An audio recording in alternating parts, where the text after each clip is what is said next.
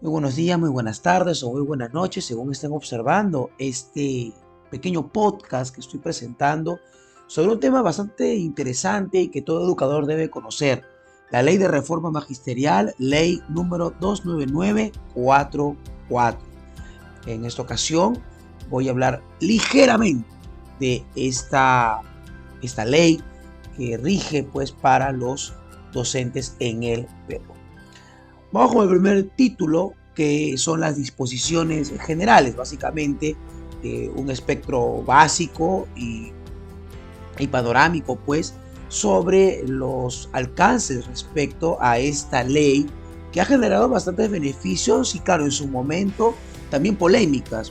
Incluso hasta hoy también podemos observar algunas de estas polémicas. Vamos por el capítulo 1, en principio. eh, Tiene tres artículos, ¿no? El objeto y alcances de la ley para los docentes, el artículo, el artículo 2 que habla de los principios y el artículo 3, marco ético y ciudadano de la profesión docente. ¿A quién alcanza la ley? Pues a los docentes. ¿Cuáles son los principios? El bienestar de la educación. ¿En qué consiste el artículo 3? ¿Dónde se desenvuelve este marco? En este caso, en un contexto nacional. A grandes rasgos son los objetos, el objeto y principios de la ley de reforma. Vamos con el capítulo 2. El profesor y la carrera pública magisterial. El profesor es un profesional con licenciatura y con título. Esto es muy importante tenerlo en cuenta. Esto es importante porque en el Perú ha habido situaciones en las que personas no educadas para ser docentes han ejercido la docencia y ha generado pues una confusión. La ley establece que el educador es un profesional en pedagogía y como tal ejerce de un modo científico la carrera educativa. Y del mismo modo que un doctor puede hacer una carrera pública o un abogado también, el docente de la misma manera. Puedes ir escalando posiciones, puede ir escalando puestos de trabajo, también puede mejorar su situación de remuneración. Básicamente el capítulo 2 especifica esta situación del docente.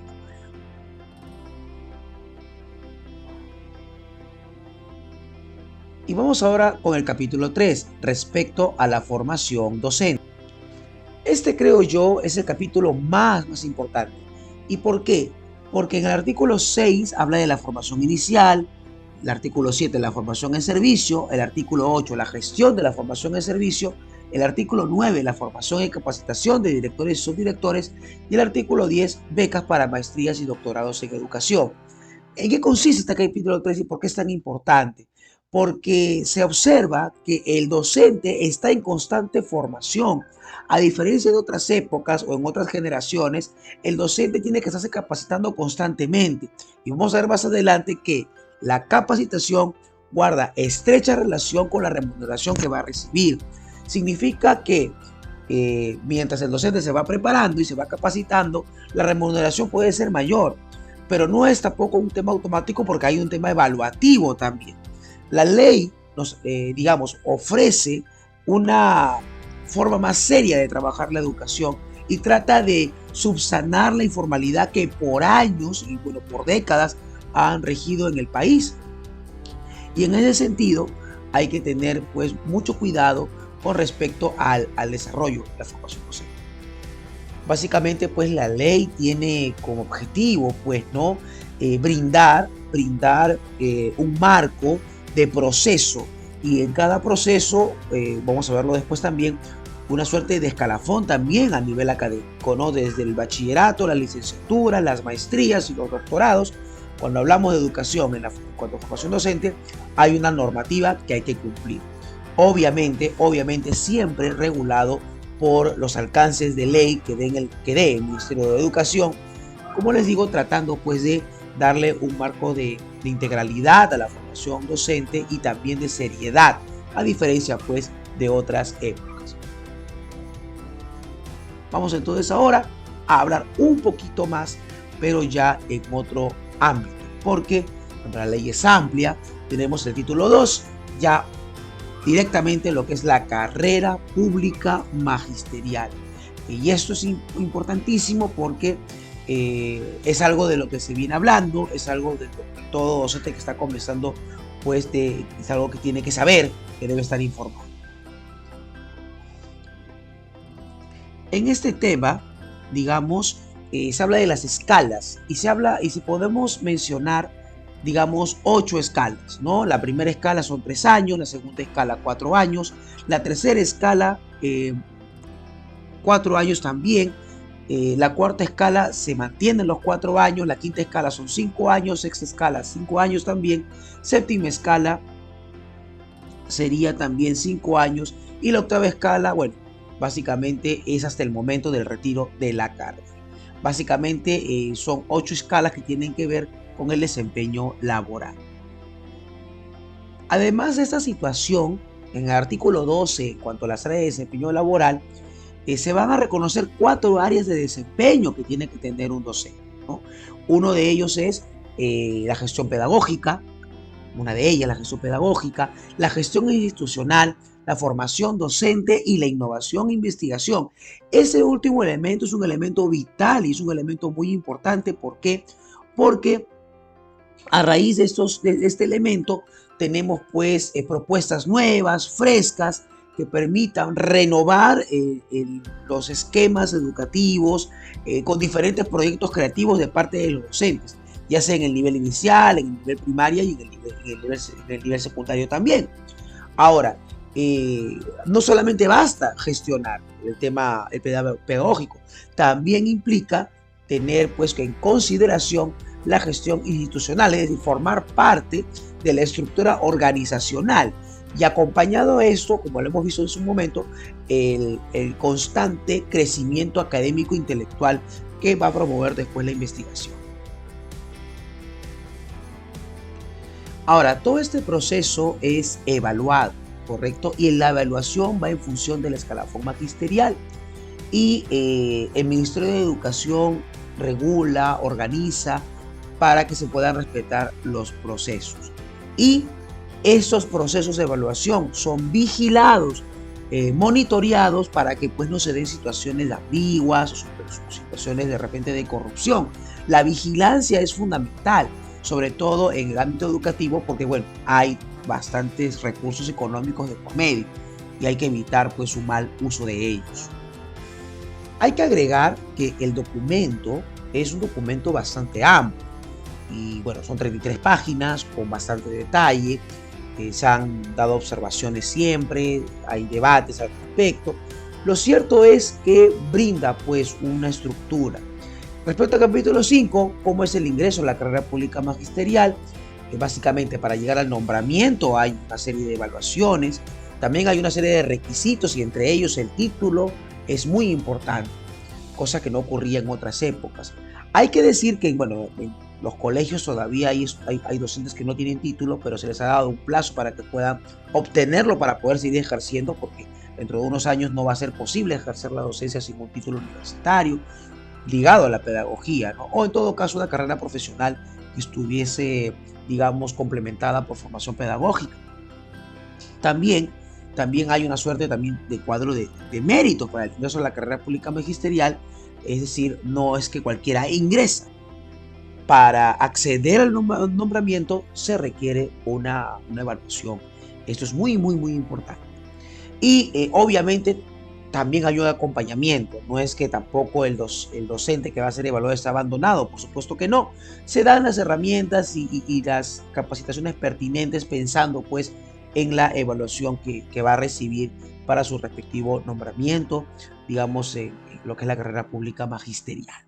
Y eso es una gran ventaja que, bueno, como docentes hay que saber aprovecharla. Hay que añadir que el ingreso a la carrera también implica que hay ciertas condiciones respecto a la permanencia y también para el ascenso a la carrera pública magisterial. Como ustedes verán, tenemos del artículo 23 al artículo 31 una serie de normativas. La idea de esencia es mantenerse en proceso de formación, recibir actualización docente. El docente también es evaluado. Durante el año es evaluado por su supervisor, su coordinador, su director, es evaluado también de modo externo, es evaluado en cuanto a al desarrollo pues de situaciones de aprendizaje. La documentación es muy importante. ¿Cuál es la relevancia de la ley, digamos, pública magisterial?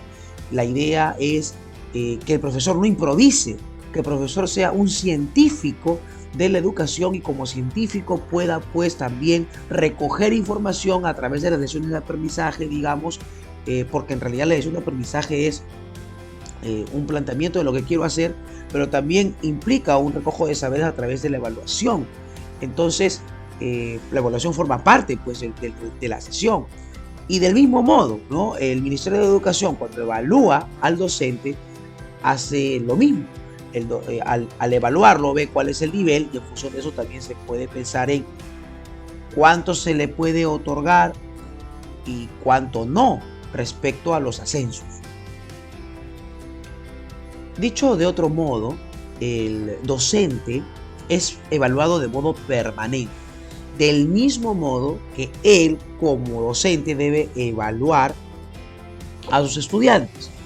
La sesión de aprendizaje, que es, digamos, el documento en el cual yo pongo en práctica mi programación, es un documento fundamental para yo poder evaluar y para poder ser evaluado. Porque a partir de los contenidos que yo comparta, a partir de la construcción de aprendizaje que yo desarrolle, no puedo observar, digamos, qué aspectos podría yo innovar, qué problemáticas tienen mis estudiantes y qué propuestas puedo construir. Entonces, regresando, para la permanencia y ascenso en la carrera pública magisterial, hay que estar atentos a las evaluaciones, hay que estarse actualizando una vez más y obviamente hay una verificación constante.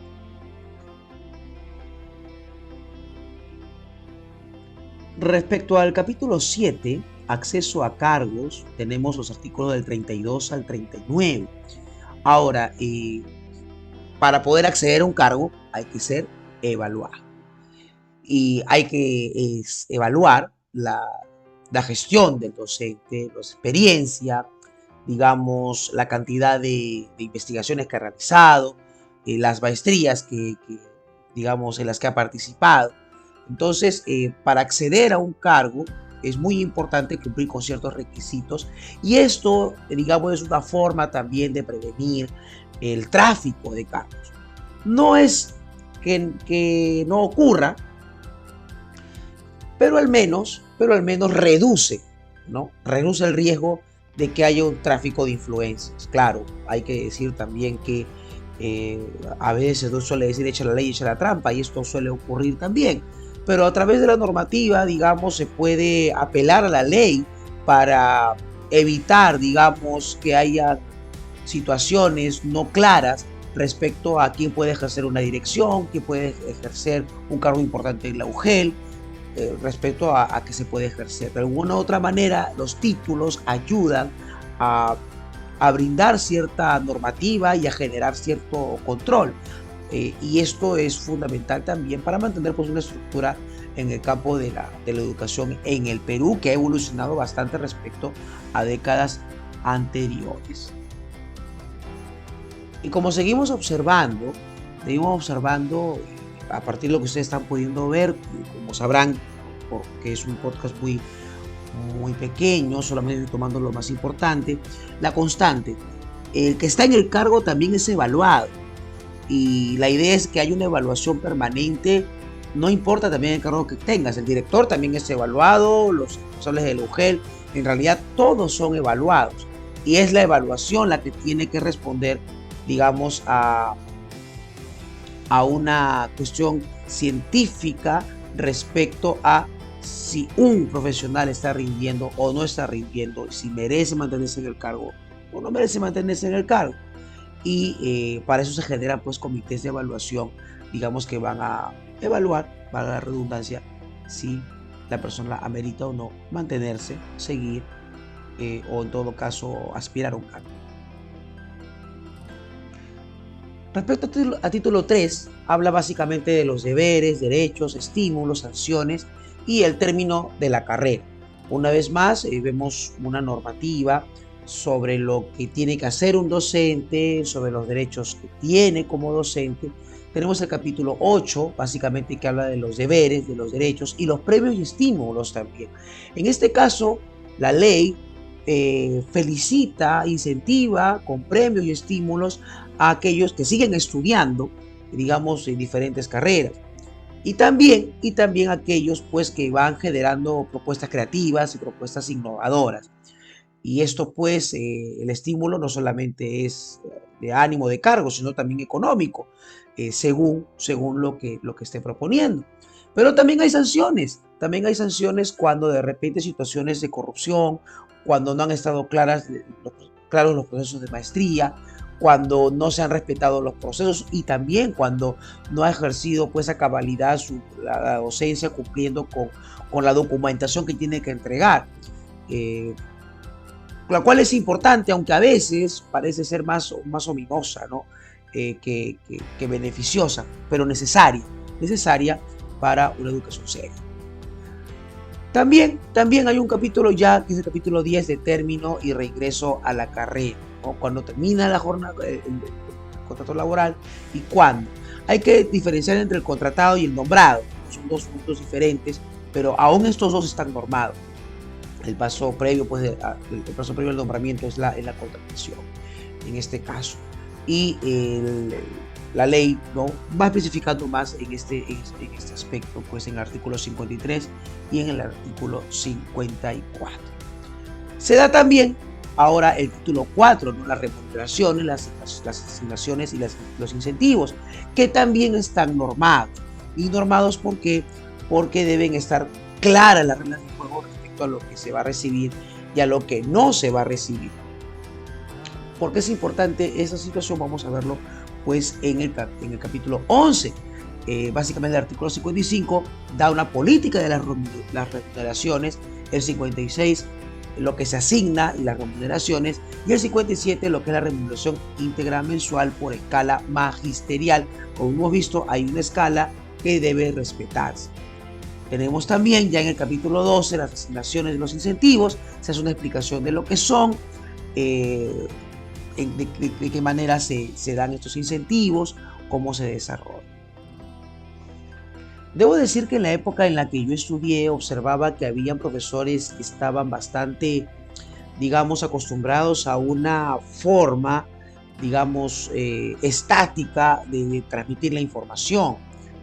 Y también a la par habían profesores que intentaban realizar actividades innovadoras y creativas.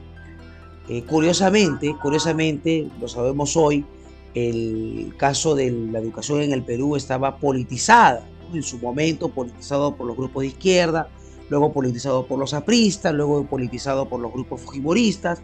Entonces hay una serie de politización y en realidad hasta hoy hay una politización.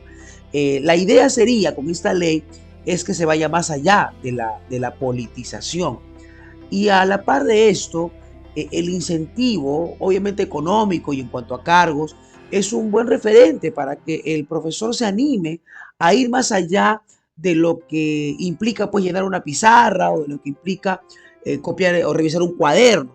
La idea de la innovación pues implica poder salir del aula, ¿no?, y experimentar la educación también en otros espacios, como las visitas a los museos y otro más. Ahora, también hay que decirlo, ¿no? En los años 80 o los 90 no estaba muy clara la situación del docente, que sufría bastante y su remuneración era irrisoria. Sin embargo, la ley que estamos viendo ahora tiene bastante claro que el docente debe y tiene derecho a recibir pues los subsidios, su cooperación por tiempo de servicio, las asignaciones también, la asignación familiar, la escolaridad, además de su sueldo. Es decir, hay una preocupación para que el docente, base del desarrollo del país, digamos, porque educa pues a la juventud y a la niñez, digamos, pueda estar lo suficientemente cómodo para poder ejercer sus funciones. Pero aún así quedan pues bastantes retos que desarrollar, porque bueno, en su momento los educadores tuvieron dificultades para que se les remunerara lo que ellos merecían en cuanto a sueldos y en cuanto pues a asignaciones e incentivos. Tenemos también ya el título 5, jornada de trabajo, vacaciones y situaciones administrativas. Aquí también es muy importante respetar las jornadas de trabajo, el pertinente mes de vacaciones, por ejemplo, ¿no? Tratar al docente, si bien tiene vocación, tratarlo pues con seriedad, tratarlo con, con adecuado respeto respecto a lo que él ejerce. Una jornada en la que se consideran sus tiempos para poder evaluar, para poder investigar y también para poder programar, ¿no? Dándole también el plazo suficiente para poder presentar la documentación que él tiene que presentar como garantía pues de que está haciendo un trabajo con seriedad. Y bueno, tenemos el capítulo 13 que habla de la jornada de trabajo, de las vacaciones, que es muy interesante. Porque es una normativa, digamos, que se siente que le da un respiro también al docente para que pueda seguirse ejercitando. Bueno, básicamente las vacaciones de un docente es para poder seguir estudiando, ¿no? A eso se añade también recientemente pues la importancia de saber inglés y saber pues conocer las nuevas tecnologías de formación y las herramientas también, que son muy importantes conocerlas. Sobre todo, ¿no? Con el tema de la pandemia, se hizo evidente que se necesitaba desarrollarse en este ámbito. Tenemos también el capítulo ya a modo de resumen. Tenemos también pues ya en el capítulo 14 ya una cuestión ya digamos respecto a situaciones administrativas desde el artículo 67 al artículo 73. Las reasignaciones, por qué se reasigna, los cambios, los encargos, las licencias, cómo se pueden otorgar las licencias y los permisos también. Es importante también darle al educador estos derechos, es decir, es un derecho, digamos, poder no solamente ser cambiado, sino también entender el por qué ha sido reasignado a otro lugar y que también él tenga derecho a poder movilizarse a otro espacio. Ya en el capítulo 15 tenemos el capítulo que explica el proceso de racionalización de plazas, ¿no? Lo importante que es racionalizar las plazas y también la responsabilidad respecto a esta racionalización. Es decir, no concentrar educadores en un solo lugar, sino que todos los espacios habidos y por haber en el Perú puedan tener pues un docente. Situación complicada, sobre todo al interior del país. Tanto en el interior del país como en la zona de la selva, por ejemplo, sigue siendo un reto poder tener a todos los educadores posibles para que puedan brindar una educación de calidad, ¿no? Sabemos que muy pocos van a los lugares más alejados del país. El capítulo 6 habla ya del profesor contratado, cuál es la normativa, qué es lo que tiene que hacer, qué requisitos debe cumplir, detalles acerca de los beneficios también que recibe, las posibilidades de poder, digamos, en el ámbito magisterial, poder mejorar su situación. En el título 6, respecto al profesor contratado, digamos que vive una situación, digamos, previa a lo que sería el nombramiento, producto pues también ya de un proceso que ya se ha explicado, básicamente de crecimiento, digamos, a nivel académico y a nivel de gestión también. Tenemos el capítulo 16 que nos habla de la contratación, cuáles son las políticas, cuáles son las remuneraciones y en casos también excepcionales, ¿no? Hay que decir también que se dan situaciones de personas no tituladas que pueden acceder a educar y por lo general muchos de ellos son los que, bueno, terminan yendo a las zonas más alejadas del país. Hay una situación que tiene que resolverse más adelante y es por eso también que la misma ley trata de incentivar que se estudie y incentivar también económicamente a quienes van a ir a las partes más alejadas del país. Reto que todavía está pendiente, pues, ¿no? El tema de cómo educar, sobre todo a los grupos sociales que están más alejados de las zonas urbanas. Luego, la última parte final, que son ya disposiciones complementarias, transitorias y finales, que son producto pues ya de una serie de reflexiones e indicaciones ya, digamos, un poquito más puntuales respecto a la ley que nos convoca en esta breve exposición. A grosso modo, tomando lo más importante, ustedes pueden ver el tiempo solamente mostrando las generalidades, ¿no? Entonces, es importante tomar esto en cuenta, ¿no? Y también que es importante que un profesor conozca a cabalidad este documento, sobre todo un profesor que está pues recién comenzando o en proceso de estudio. Bien, Es básicamente disposiciones ya muy puntuales. Tenemos ahí siete disposiciones finales.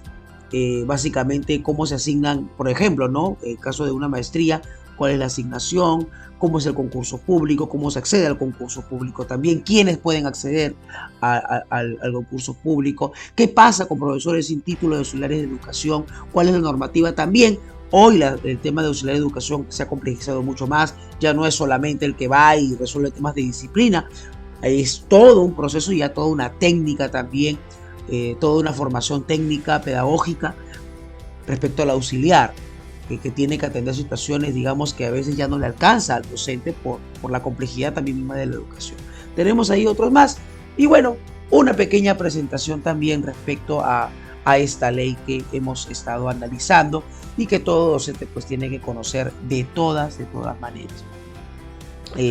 Hay un acápite también a lo que pasa en el BRAE y cómo la asignación es especial para ellos por la zona, obviamente, donde se encuentran, ¿no? Solamente como muestra, porque hay otros lugares también similares al BRAE que también requieren una situación de atención diferente y especial. Eso es todo, muchas gracias. Hasta luego.